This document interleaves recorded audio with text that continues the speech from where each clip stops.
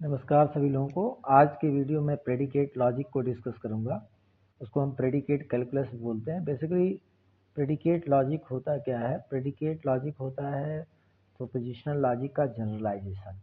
जैसे कि अगर मान लीजिए कि आपके पास बहुत सारे प्रोपोजिशन है, Ram is a good boy, Shyam is a good boy, Ravi is a good boy, Kishore is a good boy. अब ये सारे जितने भी स्टेटमेंट है उसमें एक कॉमन बात निकल के आ रही है, या प्रॉपर्टी जो ऑब्जेक्ट की निकल के आ रही है, इज ए गुड बॉय। इसी जो इज ए गुड बॉय सारे सेंटेंस में कॉमन आ रहा है, इसी को हम लोग प्रेडिकेट कहते हैं। ये इंग्लिश लिटरेचर की तरह से ही है। लेकिन अब क्या is a good boy use करेंगे? इज ए गुड बॉय नहीं यूज करेंगे। इसको हम एक सिंबल असाइन कर देंगे जो कि इंग्लिश अल्फाबेट का कैपिटल लेटर होगा।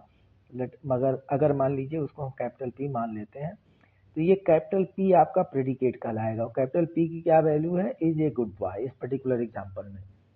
अब उसके बाद जो है हम इसमें और क्या करते हैं कि x एक वेरिएबल लेते हैं और x और p की मदद से एक प्रोपोजिशनल फंक्शन बना लेते हैं। p ऑफ x को हम लोग क्या बोलते हैं? प्रोपोजिशनल फंक्शन, जो यहाँ पे मेंशन है।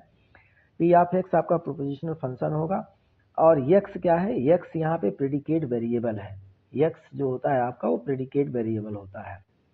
और इस x की अलग अलग वैल्यू जब आप रखेंगे p ऑफ x में, अब तो क्या होगा? नए अलग अलग प्रोपोजिशन जनरेट होंगे और उन प्रोपोजिशन की जो वैल्यू होगी, ट्रुथ वैल्यू जो होगी, वो ट्रू भी हो सकती है, फॉल्स भी हो सकती है।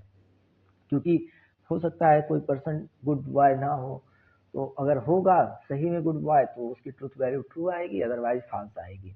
ये तो यहाँ पे भी हो सकता है। Ram is a good boy किसी ने स्टेटमेंट बोला, हो सकता है आप इन्वेस्टिगेट किए वो गुड बॉय ना हो, तो आप जो स्टेटमेंट यहाँ लिखे वो फॉल्स भी हो सकता है। वैसे यहाँ पे भी ट्रू या फॉल्स हो सकता है। तो आइदर इसीलिए लिखा गया, आइदर ट्रू और फॉल्स। तो किसी एक पर्टिकुलर एक्स के लिए पी ऑफ एक्स की जो ट्रूथ वैल्यू आएगी, या तो ट्रू आएगी या तो फॉल्स आएगी, दोनों में से कोई एक ही होगा। तो कुल मिला जुला के क्या है कहने का मतलब कि प्रेडिकेट लॉजिक आपका जनरलाइजेशन होता है किस चीज़ का? प्रोपोजिशनल लॉजिक का। उसके बाद हम लोग इसमें जो सबसे ज़्यादा इम्पोर्टेंट होता है वो क्वांटिफायर होता है प्रेडिकेट लॉजिक के अंदर। और दो अलग अलग क्वांटिफायर हैं।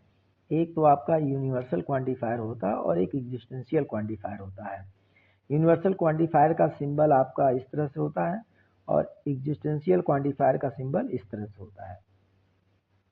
तो ये जो चीज़ होती है यूनिवर्सल क्वांटिफायर, उसके लिए जो क्वांटिफायर वर्ड यूज होते हैं, फॉर ऑल यूज हो सकता है, या फॉर एवरी यूज हो सकता है, या फॉर ईच यूज हो सकता है, या फॉर एनी भी यूज होता है। और जो आपका एग्जिस्टेंशियल क्वांटिफायर है, तो फॉर ऑल के बारे में बात हुआ, इसी तरह से जो एग्जिस्टेंशियल क्वांटिफायर है उसके जो क्वांटिफायर वर्ड होते हैं, वो चाहे देयर एग्जिस्ट हो, या देयर इज एन हो, या फॉर सम हो, या एट लीस्ट वन हो, तो इस तरह के जो वर्ड्स होते हैं वो क्वांटिफायर वर्ड्स हैं, लेकिन वो किसके लिए हैं? देयर एग्जिस्ट के लिए, तो या एग्जिस्टेंशियल क्वांटिफायर के लिए। अब कुछ एग्जांपल इसमें डिस्कस करते हैं। जैसे अगर मान लीजिए किसी ने बोला कि all human being are mortal, तो आप क्या करेंगे? इसमें बीइंग आर मोर्टल आपका हो जाएगा प्रेडिकेट, और यक्स जो होता है वो अभी यक्स आपका अभी पहले बताए हैं थोड़ी देर पहले कि वो प्रेडिकेट वेरिएबल की तरह से काम करता है। पी ऑफ एक्स क्या होता है? प्रोपोजिशनल फंक्शन होता है, क्योंकि ये प्रोपोजिशन जनरेट करता है, इसी नाते उसको हम लोग प्रोपोजिशनल फंक्शन बोलते हैं। तो यहाँ पे जब आप लिखेंगे P of X equal to P of X, X is mortal, तो अगर एक्स के जगह पे आप कुछ भी लिख देंगे, जैसे यहाँ तो ह्यूमन को एड्रेस किया गया, वैसे आप एक्स की जगह पे कोई वैल्यू लिख सकते हैं, ह्यूमन लिख सकते हैं, या नॉन ह्यूमन कोई चीज़ लिख सकते हैं। लेकिन यहाँ पे जो क्वांटिफायर वर्ड ऑल यूज हुआ है, उसके नाते केवल पी एक्स से काम नहीं चलेगा। इसी वजह से आप यहाँ पे इसके पहले क्वांटिफायर का क्वांटिटी बता रहे हैं, for all x, for all x P of x, मतलब फॉर ऑल किसके लिए बोला जा रहा है? एक्स के लिए बोला जा रहा है, और एक्स कहाँ पे है? पी ऑफ एक्स में है। तो इस पर्टिकुलर सेंटेंस को जो आपका all human beings are mortal, इस ऑल के नाते क्वांटिफिकेशन हो गया है। तो उसी क्वांटिफिकेशन को बताने के लिए हम लोग for all quantifier word use किए हैं, क्वांटिफायर सब मतलब सिंबल यूज किए हैं। तो for all x P x is called universal statement, क्योंकि इसमें आपका यूनिवर्सल क्वांटिफायर यूज हुआ है। इसी तरह से देखिए जो स्पेसिफिक बात है, for all x P of x is true, ये कब ट्रू होगा? जब सभी एक्स के लिए, जितने भी ये पी एक्स आपका प्रोपोजिशन जनरेट कर सकते हैं, यानी एक्स की जो जो वैल्यू होगा सबके लिए अगर पी ऑफ एक्स ट्रू है तभी for all x P of X true होगा। अगर मान लीजिए किसी एक वैल्यू के लिए ये पी ऑफ एक्स फॉल्स हो गया, पी ऑफ एक्स की ट्रूथ वैल्यू फॉल्स आ गई, तो for all x P of X आपका फॉल्स होगा, ट्रू तब नहीं होगा। इसी तरह से देखिए देयर एग्जिस्ट के लिए, अगर एग्जांपल एग्जिस्टेंशियल क्वांटिफायर के लिए देखें, जैसे मान लीजिए आपका लिखा गया है there exist X such that X square equal to 5, तो देयर एग्जिस्ट यहाँ पे क्वांटिफायर वर्ड यूज हुआ है। इस नाते अगर आप पी ऑफ एक्स को सपोज करते हैं कि एक्स स्क्वायर इक्वल टू 5, तो देयर एग्जिस्ट एक्स के लिए आप ये क्वांटिफायर वर्ड के साथ एक्स यूज कर लेंगे, तो इसको वर्डिंग भी वही होगी, there exist X P of X. तो अब ये जो है बाकी मैंने अभी डिस्कस किया है कि एग्जिस्टेंशियल क्वांटिफायर के लिए जो वर्ड यूज होते हैं, देयर एग्जिस्ट यूज होता है, या देयर इज एन यूज होता है, या फॉर सम यूज होता है, या there is at least one use होता है। अब असली बात पे आते हैं कि ये there exist X P of X कब ट्रू होगा? जब कम से कम एक वैल्यू एक्स की ऐसी हो जिसके लिए पी ऑफ एक्स आपका ट्रू हो, तभी वो there exist X P of X true होगा। तो जैसे मान लीजिए अगर एक्स का डोमेन आप अगर कोई भी रियल नंबर आप ले लेते हैं, रियल नंबर से बिलोंग होगा, तो एक्स की कोई ना कोई एक वैल्यू तो मिल ही जाएगी जिसके लिए एक्स स्क्वायर इक्वल टू 5 होगा, और क्या होगा, एक्स इज इक्वल टू √5, या प्लस माइनस √5 भी आप कर सकते हैं। तो प्लस माइनस √5 के लिए आपका एक्स स्क्वायर इक्वल टू 5 हो जाएगा। लेकिन अगर बाय द वे डोमेन ही आप ऐसा कर दें, डोमेन रियल नंबर की जगह पे इंटीजर कर दें, तो कोई ऐसा इंटीजर है ही नहीं जिसके लिए एक्स स्क्वायर इक्वल टू 5 हो। इस नाते there exist X P of X क्या हो जाएगा, ये जो पूरा है ये फॉल्स हो जाएगा।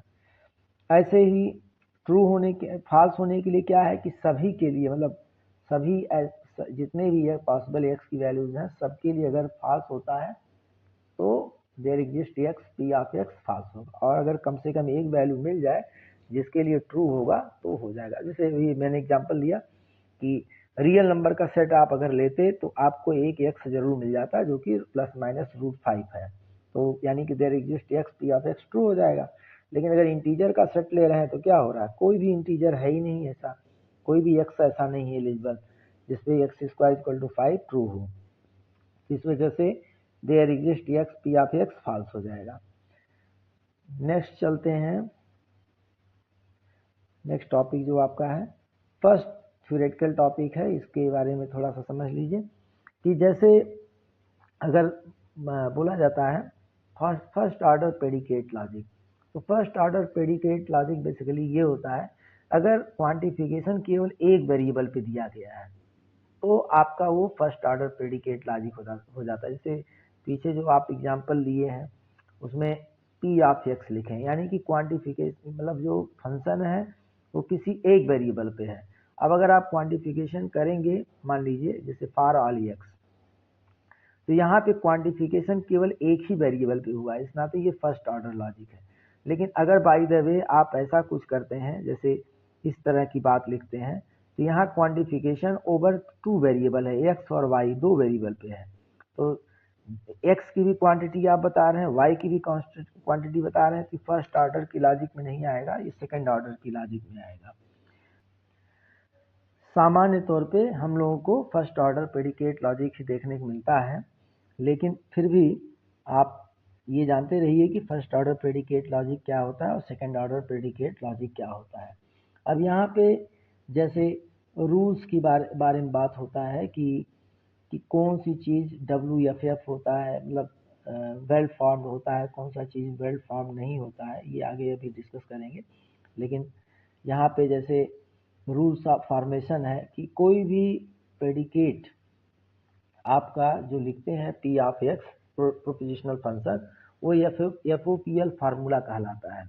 अगर आप किसी भी एफ ओ पी एल फार्मूले मतलब फर्स्ट ऑर्डर प्रेडिकेट लॉजिक अगर उसके आगे नेगेशन लगा लेते हैं तो भी वो एफ ओ पी एल ही कहलाता है। अगर दो आपके प्रोपोजिशनल फंक्शन के बीच में एंडिंग कर देते हैं तो वो भी आपका एफ ओ पी एल ही होता है, फर्स्ट ऑर्डर प्रेडिकेट लॉजिक होता है। क्योंकि क्वांटिफिकेशन आप करेंगे भी तो एक ही वेरिएबल पे करेंगे। ऐसे ही आर करिए या इम्प्लीकेशन करिए, तो ये सब जितने भी हैं, और या क्वांटिफायर वर्ड लगा दीजिए उसके पीछे उसके पहले और क्वांटिफायर, तो आपके वो भी एफ ओ पी एल की कैटेगरी में आते हैं। और वेल फॉर्म फार्मूला का मतलब बेसिकली होता है कि आप जो भी सिंटैक्टिकली करेक्ट लिखेंगे वो सब वेल फॉर्म फार्मूला होते हैं। नॉर्मल मैथमेटिक्स में भी देखिए, अगर आप 3++4 लिख देंगे तो ये सिंटैक्स एरर बताता है अगर कैलकुलेटर या कंप्यूटर में ट्राई करेंगे। और वैसे भी आप जानते ही हैं कि ये बाइनरी ऑपरेटर है, तो इसके बीच में कोई ना कोई और एक नंबर आना चाहिए। मान लीजिए 7 बीच में लिख दिया, तब ये सिंटैक्टिकली करेक्ट हो गया, यानी कि वेल फॉर्म फार्मूला हो गया। उसी तरह से हर जगह होता है, तो यहाँ पे भी है। जैसे ये आपका वेल फॉर्म फार्मूला है, ये भी वेल फॉर्म्ड है, ये भी वेल फॉर्म्ड है, ये भी वेल फॉर्म्ड है, लेकिन ये क्यों नहीं? क्योंकि देखिए यहाँ पैरेंथेसिस मिसिंग है, ये चीज़ मिसिंग है, यहाँ पे क्लोजिंग नहीं लगा हुआ है, तो इस वजह से आपका ये वेल फॉर्म फार्मूला नहीं। अगर आप इसको ऐसे लिख देंगे तो वेल फॉर्म नहीं होगा, लेकिन अगर आप ब्रैकेट लगा दिए तो वेल फॉर्म हो जाएगा। इसी तरह से ये भी देखिए आपका नहीं है, क्योंकि यहाँ पे ब्रैकेट आपने एक लगा दिया, लेकिन यहाँ पे ब्रैकेट वैसे भी अलाउ नहीं है, तो इस वजह से, या फिर लगाइए तो दोनों तरफ लगाइए, सामान्य तौर पे नहीं होता है। अब यहाँ पे there exist X Y P of X Y, तो यहाँ पे ये भी क्यों ये गलत है? क्योंकि वाई का क्वांटिफिकेशन नहीं किया गया, एक्स का क्वांटिफिकेशन किया गया है देयर एग्जिस्ट एक्स, लेकिन वाई का क्वांटिफिकेशन नहीं किया गया। अगर आप इसी को लिख देते there exist X, there exist Y, या फॉर ऑल वाई, जो आपको मन करे, पी ऑफ एक्स वाई, तो ये क्वांटिफिकेशन हो जाता दोनों वेरिएबल का, तो फिर ये सही हो जाता।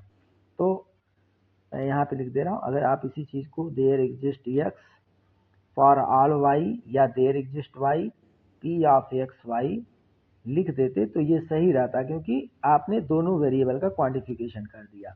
अब एक ही वेरिएबल का आपने क्वांटिफिकेशन किया तो सिंटैक्टिकली करेक्ट नहीं है, हालांकि ये सेकंड ऑर्डर लॉजिक की कैटेगरी में आता है।